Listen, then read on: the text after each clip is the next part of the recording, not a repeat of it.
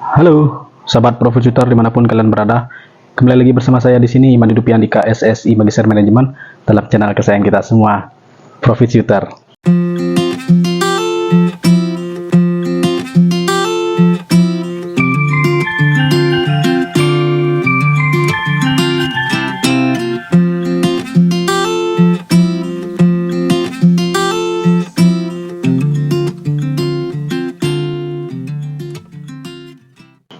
Nah, di dalam video kali ini kita membahas 6 rasio dasar keuangan ya yang akan dianalisa dalam sebuah saham Unilever. Nah, jadi kalau bisa nih untuk prolog ya. Artinya mengapa kita mempelajari rasio dasar keuangan? Ya, ada 6 ya. Jadi yang pertama itu ada laba per saham atau EPS. Kemudian yang kedua ada harga dibandingkan dengan laba per saham. Kemudian yang ketiga ada harga dibandingkan dengan nilai buku. Keempat itu ada debt to equity ratio atau hutang dibandingkan dengan modal. Kelima itu ada return on equity atau tingkat pengembalian dari modal yang diberikan. Kemudian yang terakhir yang keenam itu adalah dividend yield atau tingkat pengembalian dividen.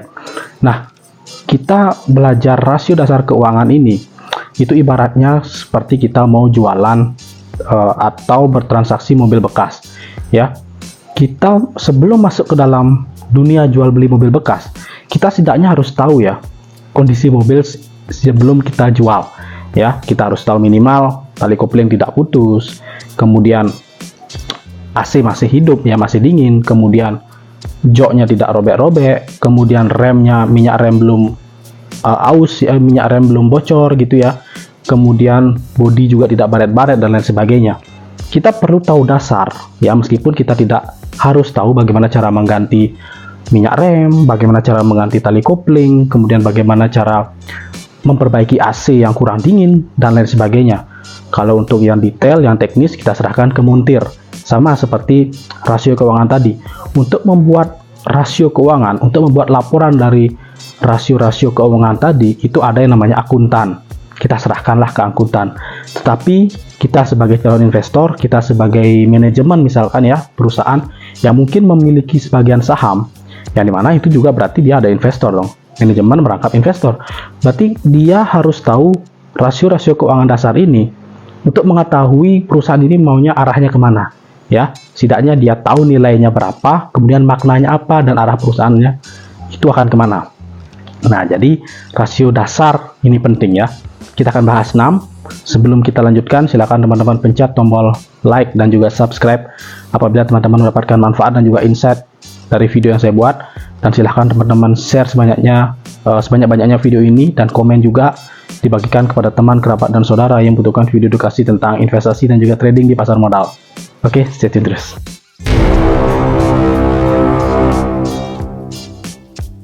Baik, ya, sesuai dengan prolog, kita akan membahas 6 rasio dasar keuangan di saham Unilever ya.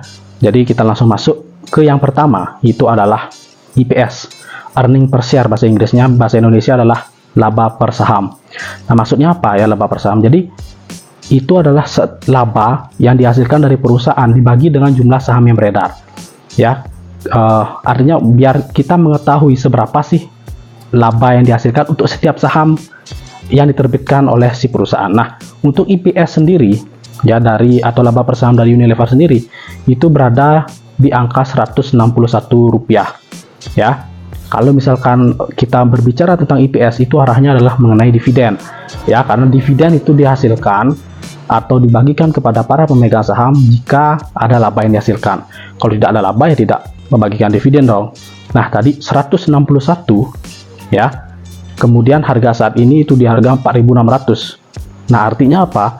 Artinya dengan laba senilai Rp161 ya, dibagikan atau dibagi dengan harga saham 4.600.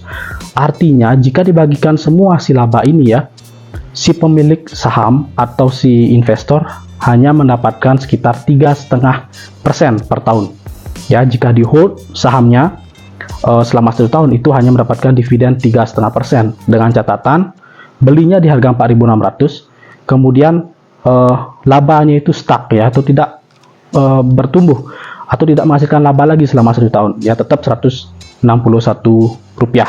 Nah, itu jika di hold selama 1 tahun hanya mendapatkan 3,5%. Nah, itu artinya. Kemudian yang kedua, ya, rasio yang kedua yaitu adalah price to earning ratio. Nah, price to earning ratio ini artinya adalah harga dibandingkan dengan laba per saham tadi atau EPS tadi. Nah, untuk PER sendiri, ya, PER sendiri si Unilever itu berada di kisaran 30 kali ya, 30 kali.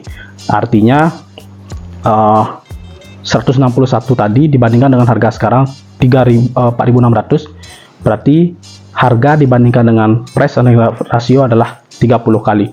Nah, secara spesifik 30 kali ini berarti teman-teman membutuhkan balik modal ya. Jika teman-teman berinvestasi di Unilever itu membutuhkan waktu 30 tahun. Ya. Kenapa 30 tahun?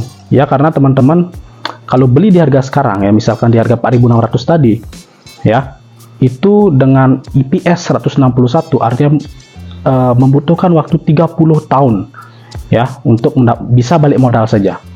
Ya, dengan catatan belinya di harga 4.600. Kemudian harga tidak berubah ya selama 30 tahun. Kemudian juga EPS tidak berubah, tetap sekian, 161. Nah, jadi kalau misalkan harganya berubah, tentunya juga menyesuaikan. Kalau misalkan EPS-nya berubah, tentunya juga menyesuaikan. Nah, kemudian yang ketiga yaitu adalah price to book value. Nah, price to book value ini artinya adalah harga dibandingkan dengan nilai buku. Berarti kita harus tahu dulu nilai bukunya ya, atau jumlah modal per lembar sahamnya. Nah, untuk modal sendiri ya, modal Unilever per lembar saham itu adalah di angka Rp150.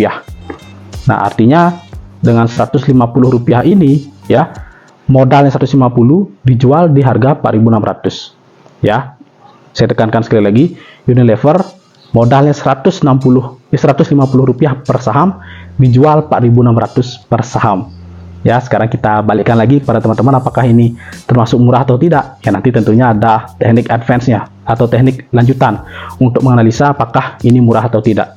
Tetapi yang pasti kalau dianalogikan ya, ada perusahaan ya, misalkan teman-teman nih ada yang nawarin perusahaan atau nawarin bisnis. Ini aku ada bengkel nih ya, modalku 100 juta nih, mau nggak bayar di harga 2,8 miliar ya, atau 28 kali lipatnya, karena price to book value-nya tadi ya, book value atau nilai bukunya adalah Rp150, harga saat ini 4.600 ya, berarti nilai buku dibandingkan dengan harga saat ini atau PBV-nya sama dengan 28 kali ya. Artinya ini ada perusahaan modal 150 dijual 4.600 atau 28 kalinya ya, sama seperti tadi ada bengkel ya, ada yang nawarin bengkel, ini loh modal bengkelku 100 juta, mau nggak beli di harga 2,8 miliar, bayar dah 2,8 miliar. Nah, jadi kayak gitu ya. Nah, kemudian rasio yang keempat yaitu adalah debt to equity ratio atau hutang dibandingkan dengan modalnya ya. Jadi untuk DER sendiri atau hutang dibandingkan modal dari Unilever ini itu berada di angka 253%. Ya, artinya setiap Rp1 modal dari Unilever itu memiliki hutang yang atau harus menanggung hutang sebesar 2,53 kali lipat ya, atau 2,53. Setiap satu modal itu harus menanggung hutang sebesar 2,53. Atau setiap 100% modal itu harus menanggung hutang sebesar 253%. Nah, kalau misalkan tiba-tiba hutangnya harus dibayar, ya modalnya nggak nutup untuk bayar hutang tadi. Ya, apakah ini termasuk murah atau tidak? Ya tergantung ya. Kita kan bisa analisa lanjutan. Apakah ini hutang produktif ya? Apakah ini hutang untuk kinerja, untuk menambah kinerja, untuk capex kah? Atau untuk membeli mesin kah? Atau menambah karyawan kah? Dan lain sebagainya. Itu ada teknik analisa lanjutan. Kemudian yang kelima yaitu adalah return on equity atau tingkat pengembalian ya, atau tingkat keuntungan dari setiap modal yang diberikan. Untuk ROE sendiri Unilever itu berada di kisaran angka 107% ya, 107%. Artinya dalam setahun itu bisa menghasilkan return 100% ya, 107% dari modalnya. Nah, kalau misalkan Unilever itu diberikan modal 10 juta, berarti dalam 1 tahun itu sudah bisa menghasilkan laba 10,7 juta, yang artinya dalam 2 tahun modalnya sudah berlipat ganda menjadi 20,7 juta ya. Tahun pertama 10 juta, tahun kedua, memulai tahun kedua sudah 20,7 juta, dengan catatan return tadi atau keuntungan tadi digulung kembali sebagai modal ya, tidak dibagikan sebagai dividen. Nah, dividen itu dari mana? Dari laba per saham di awal. Laba sendiri ya, tadi kan 161 rupiah. Nah, itu biasanya ya, dari laba tadi itu dibagikan, kalau misalkan teman-teman lihat datanya, itu berada di kisaran angka 60-80 rupiah lah ya. Jadi Unilever membagikan 2 kali dividen setiap tahun, dan setiap bagikan dividen itu berada di kisaran angka 60-80, yang dimana ini berarti 30% dari laba per sahamnya ya. Kemudian yang ke-6 ya, rasio keuangan yang terakhir, yang dasar, yang ke-6 yaitu adalah dividend yield atau tingkat pengembalian atau tingkat pemberian dividen. Nah, tingkat pemberian dividen ini itu rumusnya adalah pembayaran dividen dibagi dengan harga saat ini.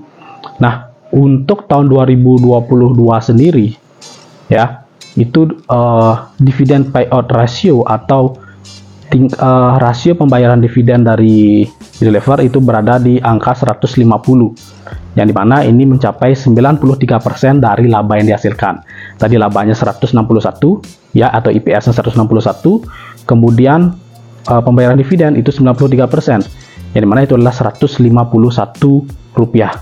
Nah, dibandingkan dengan harga saat ini 4.600, berarti dividen yield atau tingkat pemberian dividen itu adalah 3,3% ya, 3,3%. Nah, 3,3% ini masih di bawah deposito loh ya. Yang jadi pertanyaan kan, apakah si pemilik Unilever itu mau ya dividen hanya di bawah 4% atau di bawah 5% ya. Sekarang kan deposito di Indonesia menurut dari suku bank acuan Bank Indonesia itu kan ada di kisaran 5-6%. Ya, apa mau ya, pertanyaannya kan sekarang, apakah mau pemilik dari Unilever mendapatkan hanya 3,3% ya, di bawah dari deposito. Nah, gimana caranya supaya ya, kita berhitung kasar ya secara logika, gimana caranya supaya pemilik Unilever ini mendapatkan minimal 5%? Ya, jika ingin mendapatkan dividen yield 5%, berarti ada 2 cara.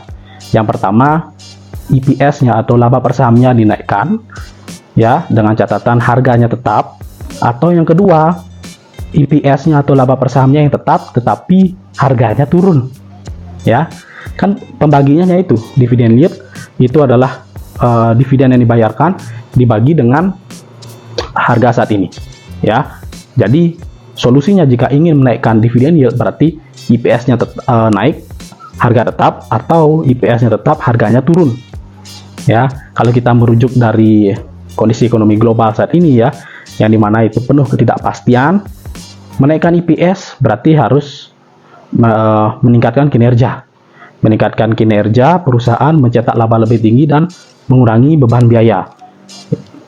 Atau opsi yang kedua adalah menurunkan harga saham ya. Menurunkan harga saham kemungkinan masih rasional lah ya, bagi ya, kalau misalkan dikatakan pemilik mayoritas dari Unilever ya, lebih gampang menurunkan harga saham dibandingkan meningkatkan kinerja operasional ya.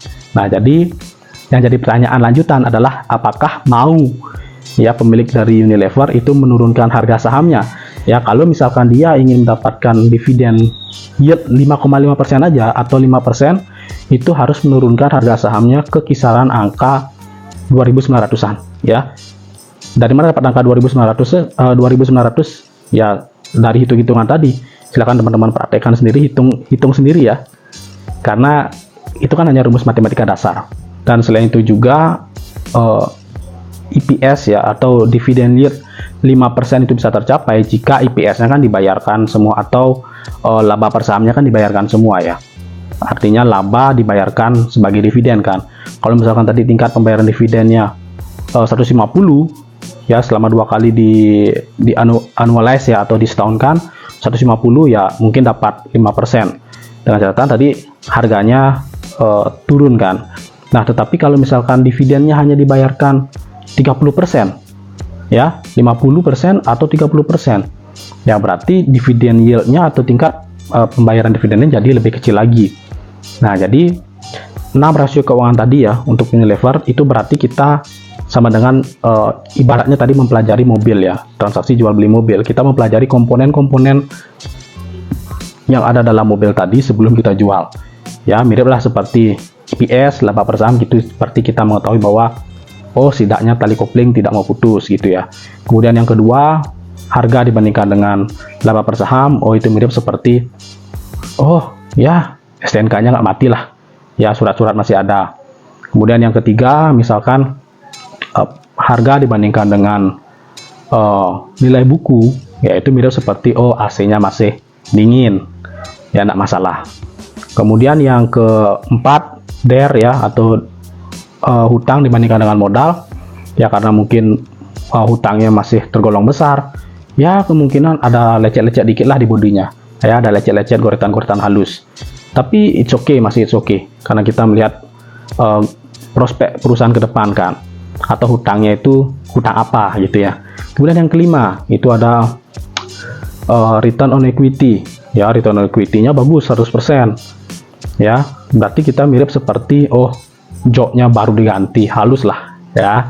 Kemudian yang keenam itu adalah tingkat pengembalian atau tingkat pembayaran dividen yield.